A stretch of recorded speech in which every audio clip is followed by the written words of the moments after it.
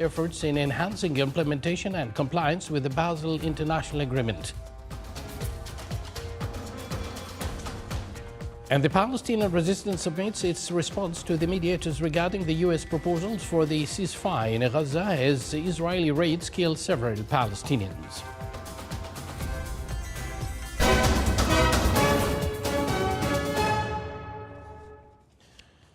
Good evening and thank you for joining us. Those were the headlines and now the news in detail. His Majesty Sultan Haytham bin Tariq sends a cabal of greetings to His Excellency President Abdul Majid Tebboune of the People's Democratic Republic of Algeria on his country's National Day.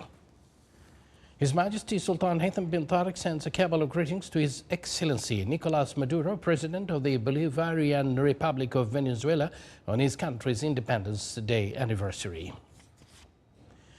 His Majesty the Sultan sends a cabal of greetings to His Excellency Jose Maria Neves, President of the Republic of Cabo Verde, on his country's National Day.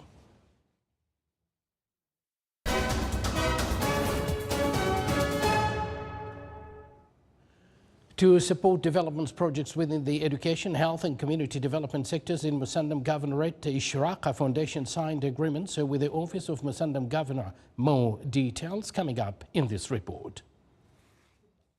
Under a partnership between the public and private sectors aimed at improving community services, the Governor of Musandam's office signed several agreements to support social development projects in Musandam Governorate. The agreements encompass key areas such as health, education, and entrepreneur training.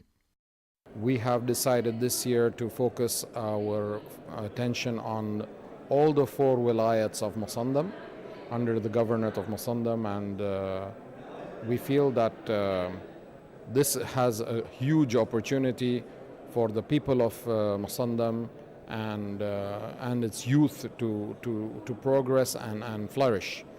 We're focusing on their education, on their health, on the women empowerment, on children with special needs.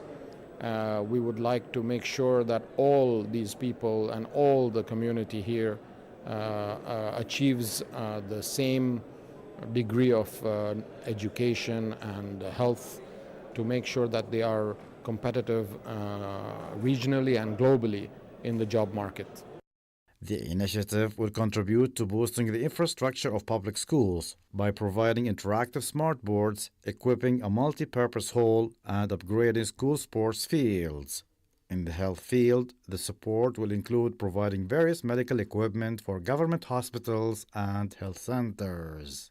Besides, the initiatives will support the integration and rehabilitation of people with disabilities, empower Omani women, and offer training for entrepreneurs via consulting services to develop their private projects. For the Sultanate of Oman Television, Saleh bin Khalfan al-Rahbi. The Sultanate of Oman, represented by the Environment Authority, participated in the meetings related to the mechanisms for enhancing implementation and compliance with the Basel International Agreement held in Geneva, Switzerland. Environment Authority reviewed the efforts of the Sultanate of Oman in developing environmental strategies regulating waste management and the regulations issued regarding controlling the import and export of hazardous and non-hazardous waste across borders. The authority discussed its efforts in shifting to a circular economy, establishing recycling projects and creating added value from waste, intensifying environmental awareness among various private sectors, institutions and establishments dealing with waste of all types and classifications, and mitigating its environmental impact. The Oman Real Estate Association held the Artificial Intelligence in Real Estate Symposium to provide comprehensive understanding of artificial intelligence applications and how to achieve a competitive advantage in the real estate market. More details coming up in this report. Organized by the Oman Real Estate Association, the AI in Real Estate Symposium focused on the significant role of artificial intelligence in enhancing the real estate industry. The event highlighted the field's ethical considerations and future trends, drawing insights from a panel of industry experts and specialists. The artificial intelligence, one of the important tools today to use it in your business, especially in the real estate, just to forecast. Maybe one of the job of the artificial intelligence is to forecast the future, what will go on in real estate investments or real estate management. Of course, the most difficulties we will face to work with the artificial intelligence, that the database that you should have it, to put it in the system, just to read it and analyze it and get a result out of it. This is maybe the most important thing that we should emphasize on, and we are emphasizing in this today about this subject especially. The discussions provided a comprehensive understanding of AI applications in real estate and using the latest technologies to achieve a competitive advantage and improving performance in the real estate market. The event also delved into AI in property management, maintenance, value estimation, marketing, and sales. We are here today to speak about the importance of AI, the application of AI in real estate. And Oman has great potential to apply AI in real estate and real estate development in terms of compliance, in terms of HR recruitment, in terms of safety, in terms of saving costs. We see that there are a lot of potential in this regard. The symposium is timely, considering the significant changes brought about by artificial intelligence in different economic sectors, especially noteworthy its impact on the real estate sector, which stands to gain significantly from cutting-edge AI applications. Harnessing artificial intelligence technologies within the real estate industry will boost the contribution of this sector to drive economic sustainability. For the Sultanate of Oman Television, this is Saleh Bokhalfan Al-Rahbi, Muscat.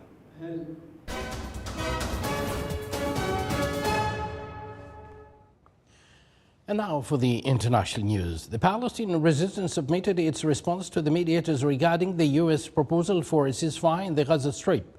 Israeli raids on the Strip were continued, killing 3 Palestinians after the occupation targeted the Shuja'iyya neighborhoods east of Gaza City, while 3 others were killed in a bombing that targeted a house in the Daraj neighborhood, coinciding with the occupation artillery firing several shells towards the Nusayrat camp and the cities of Khan Yunis and Rafah in the southern Gaza Strip, and the city of Deir al-Balah witnessed intensive fight by the occupation aircraft.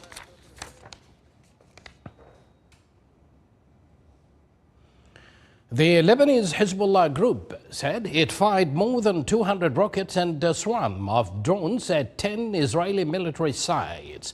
The group confirmed it fired 100 Katyusha rockets in an Israeli military base in the Golan Heights and other rockets at a base in the Kiryat Shmona area near the Lebanese border. The Israeli occupation army said it was bombarded with several rockets and drones from Lebanon. In the United Kingdom, British voters continued to vote in parliamentary elections to choose a new government. About 46 million British voters headed to the polls to choose new members of the House of Commons and the government in the United Kingdom, with the most prominent British parties complete for 650 seats in the House of Commons. The general election campaigns concluded yesterday amid calls from the leaders of the competing parties to urge voters to head to the ballot boxes. The party leader who wins the largest number of seats will become Prime Minister of Britain. Opinion polls showed that the Labour Party, led by Keir Starmer, is heading towards achieving a major victory over its rival, the Conservative Party, which has been in government for 14 years. In Brazil, the death toll from floods in the southern Brazilian state of Grande do Sul has risen to 180, with more than 30 still missing.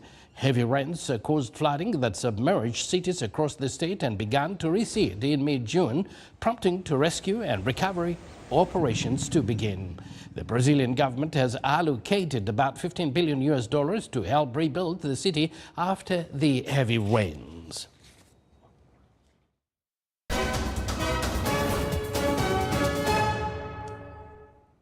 Once again, back here in the Sultanate, Major General Hamid bin Ahmed Sakroun, head of the Academy of Strategic and Defense Studies, visited the National Defense College to review the progress of the annual strategic exercise Decision-Making 11. The head of the Academy of Strategy and Defense Studies listened to a briefing on the exercise, which will continue until 11th of this month. After that, he reviewed the exercise cells and their working mechanisms and interaction that the participants provide to the event, and tracks of the exercise, which translates the knowledge and intellectual knowledge they acquired during the course curriculum and its academic and strategic decisions. With a total value exceeding 500,000 Omani riyals, 23 agreements were signed in the wilayas of Al-Baremi, Al-Mahada to maintain a group of flage. These agreements came within the framework of the efforts of the Ministry of Agriculture, Fisheries and Water Resources to preserve and sustain flage, as they are among the most important natural water resources.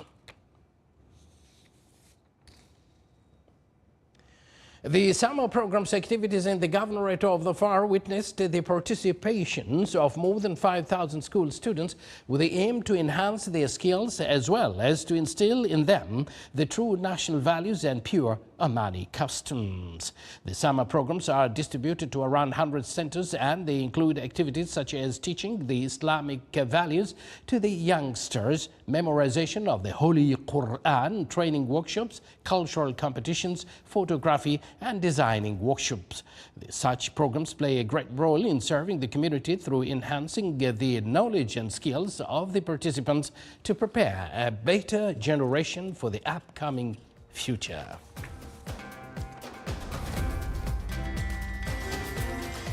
This is the Sultanate of Oman television. Before we end tonight's bulletin, here are the main points once again. A number of agreements are signed to support developments and services projects in Musandam Governorate. The Artificial Intelligence in Real Estate Symposium discusses ways to achieve a competitive advantage in the real estate market. The Sultanate of Oman highlights its efforts in enhancing implementation and compliance with the Basel International Agreement. The Palestinian resistance submits its response to the mediators regarding the U.S. proposal for a ceasefire in Gaza as Israeli raids kill several Palestinians. And with that, we do conclude this news bulletin, brought to you live from this news center of the Sultanate of Oman television. From the entire news team and myself, we thank you for joining us. We wish you a pleasant evening and good night.